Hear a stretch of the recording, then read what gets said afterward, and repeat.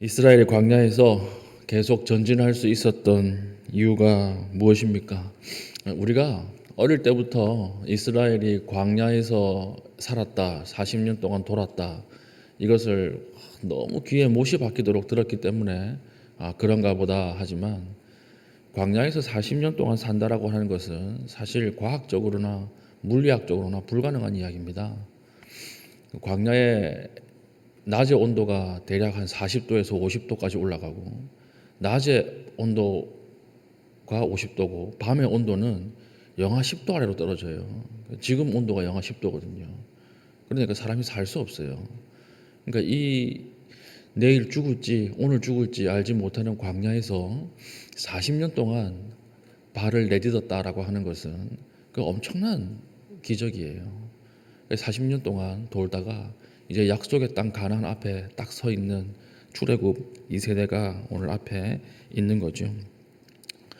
오늘 죽을지 내일 죽을지 모르는 환경 속에서 어떻게 한 발을 내디딜 수 있었을까요? 그 7절입니다. 이유가 나오죠. 너희가 여호와께서 행하신 이 모든 큰 일을 너희의 눈으로 보았느니라. 한 개예요. 이유는 하나. 하나님의 행하신 큰 일을 우리가 눈으로 보았기 때문이다. 이 모세는 이렇게 진단한다라고 하는 것입니다. 다음날 알지도 못하는 그날을 어떻게 한 발자국 걸어갈 수 있었습니까? 과거와 현재에 하신 일을 보았기 때문에 그렇다는 것이죠. 우리가 미래는 우리의 예측으로 갈 수 없습니다. 기대감으로 못 가요. 우리의 능력으로 갈 수 없어요. 우리의 내일을 인도하시는 분은 누굽니까? 미래는 현재와 과거를 책임진 분만 우리를 인도할 수 있는 것입니다. 우리 과거에 우리를 책임지셨고 미래를 인도하신 그분만 우리의 앞날을 책임질 수가 있다라고 하는 것입니다. 완벽한 계획은 없어요. 우리는 시간의 한계와 인식의 한계를 가지고 있기 때문에 우린 계획할 뿐 완벽한 미래를 실행할 수 없습니다. 우리가 할 수 있는 거 뭐밖에 없어요? 신뢰할 수밖에 없어요. 오로지 신뢰하는 것 가운데에 하나님이 우리를 인도해 나가는 것이지 우리가 계획한 대로 걸어갈 수 있는 일이 아니다라고 하는 것입니다. 그러므로 오늘 우리가 하루를 살아가는 데 가장 필요한 것은 얼마나 철저하게 계획을 세우는가, 그게 아니에요. 오늘 하루 얼마나 하나님을 신뢰하는가, 온전히 신뢰하는가, 거기서부터 시작된다라고 하는 것입니다. 우리가 큰 수술을 마치고 나면 오늘 이제 죽음이 내 앞에 이웃과 같이 다가왔구나, 이런 생각을 하게 됩니다. 그런데 생각해 보면 어차피 밥 3끼 먹는 거 똑같거든요. 우리가 건강할 때도 밥 3끼 먹고요. 수술 끝나고 나서 회복하고 나서도 밥 3끼 먹어요. 똑같은 거예요. 앞날을 알지 못하는 것은 똑같습니다.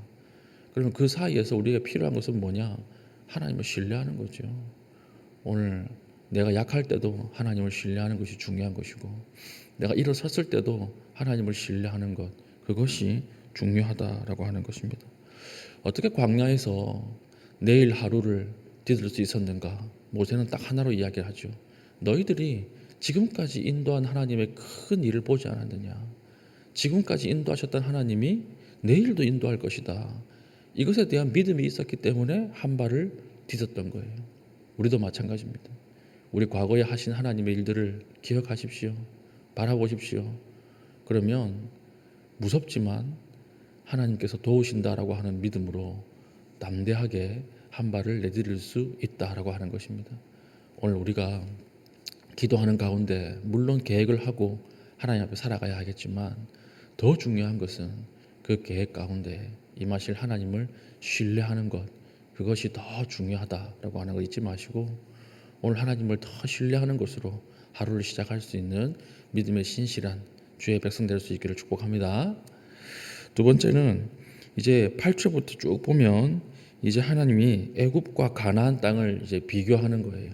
모세를 통해서 어떤 땅이 더 좋은 땅이냐 이렇게 이야기를 하는 것입니다. 그래서 10절 보면 내가 들어가 차지하려는 땅은 내가 나온 애굽 땅과 같이 아니하리니 거기에서는 너희가 파종한 후에 발로 물 대기를 채소밭에 댐과 같이 하였거니와 11절 너희가 건너가서 차지할 땅은 산과 골짜기가 있어서 하늘에서 내리는 비를 흡수하는 땅이요. 이 무슨 말이냐면 애굽은 좋은 땅이었다는 거예요.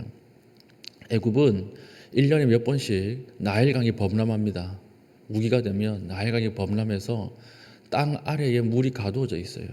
그래서 씨앗을 그냥 대충 뿌려도 그냥 식물이 자라는 땅이에요. 축복받은 땅이죠. 그게 애굽 땅이었어요. 근데 가나안 땅은 그렇지 않다는 거예요. 가나안 땅은 골짜기가 많고 아주 깊이 패여 있는 땅이기 때문에 오늘 보니까 뭐라고 돼 있어요? 비를 흡수하는 땅이요. 이렇게 됐죠. 비를 흡수하면 좋은 거 아닙니까? 아니, 이 흡수한다는 말은 물이 다 빠져버린다는 말이에요.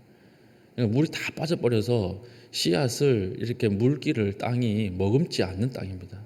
그래서 뭐가 필요합니까? 이른 비와 늦은 비가 필요해요. 조금만 하나님이 비를 늦게 주시거나 조금만 더 일찍 당겨서 주시면 그 해 농사 자체가 불가능한 그런 땅입니다. 그럼 땅만 보면 가나안 땅이 좋아요? 애굽 땅이 좋아요? 애굽 땅이 훨씬 좋아요. 애굽 땅이 훨씬 좋은 거예요. 너희들이 가나안 들어간다고 해서 평생 그냥 가만히 있으면 잘 먹고 잘 살 줄 알았지. 아니다. 이렇게 이야기하는 것입니다. 지금 모세가. 아니야. 가나안 땅이 땅만 보면 훨씬 더 열악한 땅이야. 가나안 땅은 하나님의 도우심이 없으면 살아가는 것이 불가능한 땅이야. 그런데 가나안 땅이 왜 적과 꿀이 흐르는 땅입니까? 12절 이게 중요한 거죠. 내 하나님 여호와께서 돌보아 주시는 땅이라. 연초부터 연말까지 내 하나님 여호와의 눈이 항상 그 위에 있느니라. 그렇죠. 땅만 보면 애굽 땅이 훨씬 좋아요. 그러나 가나안 땅이 왜 축복의 땅입니까? 하나님의 땅이 하나님의 눈이 그 땅 위에 있는 거예요. 하나님의 축복이 그 위에 있는 것입니다. 하나님의 눈이 항상 그 위에 머물러 있는 것입니다. 그래서 축복의 땅입니다. 우리도 마찬가지예요. 땅만 보면 애굽이 훨씬 좋을 수 있어요. 저도 마찬가지입니다. 하나님 이 부분만 좀 있으면 얼마나 좋았을까요? 이 부분만 더 하나님 주셨으면 얼마나 좋았을까요? 땅만 보면요. 그걸 가진 사람들이 훨씬 더 좋은 땅인 것처럼 보여요. 그런데 그렇지 않죠. 중요한 것은 풍요로운가 풍요롭지 않은가, 더 가졌는가 덜 가졌는가, 이게 아니라 하나님의 눈이 우리 위에 있는가, 그게 중요한 거예요. 다른 가정들 보면 다 풍족하게 자라는 것 같습니다. 다른 사람들 보면 다 풍족해 보이는 것처럼 보여요. 그러나 그것은 비교할 수 있는 게 아니라니까요. 진짜 중요한 것은 하나님의 눈이 우리 가정 위에 있는가, 하나님의 은혜가 우리 가정 위에 있는가, 그것이 중요한 것이죠. 비행기 날아가는데 1등석과 화물칸, 어떤 칸이 더 좋은 좌석입니까? 그 비교할 수 없어요. 1등 칸인데 떨어지는 비행기다 이러면 무슨 의미가 있습니까? 화물칸이 훨씬 좋죠. 그렇죠. 화물칸이라도 목적지까지 가는 그 비행기가 좋은 비행기지. 추석에 상행선이 좋습니까? 하행선이 좋습니까? 당연히 목적지까지 가는 것이 좋은 거예요. 그렇죠. 추석 당일에는, 그 전날에는 지방으로 내려가는 도로가 꽉꽉 막히지 않습니까? 반대편은 다 뚫려 있어요.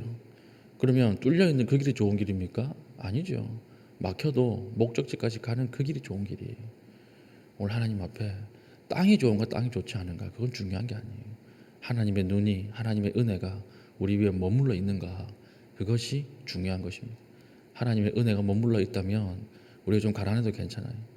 하나님의 눈이 우리 위에 머물고 있다면 우리가 조금 약해도 괜찮아요. 우리 하나님 앞에 이 눈을 의식하면서 하나님 앞에 나아갈 수 있는 신실한 주의 백성 될 수 있기를 축복합니다. 아멘. 오늘 두 가지 가지고 오늘 기도하겠습니다. 오늘 말씀을 붙잡고 기도할 때에 하나님, 오늘 하루를 첫 시작합니다. 하나님만 신뢰하며 시작할 수 있게 하여 주시고, 오늘 내 삶에, 내 가정에, 내 직장에, 내 사업장에 하나님의 돌보시는 하나님 귀한 땅 될 수 있도록 은혜 베풀어 주시옵소서. 기도하시고, 특별히 한 가지 더 기도할 것은 우리 이정희 집사님, 우리 아브라함 구역의 이정희 집사님이 어저께 다시 입원하셨습니다. 여러 가지 검사를 하는데 신부전 증세, 부종 증세 이런 것들이 있습니다. 그러니까 입원 기간 동안에 하나님께서 치료해 주시고, 또 이양자 권사님이 또 곁에서 같이 주무시면서 이렇게 간호를 해야 하는데 그 마음속에 하나님 위로를 주시고 여호와의 눈이 항상 우리 권사님 위에 있게 해달라고 중보하면서 기도하신 이후에 개인적인 기도의 제목 가지고 기도하시고 자유롭게 돌아가시겠습니다.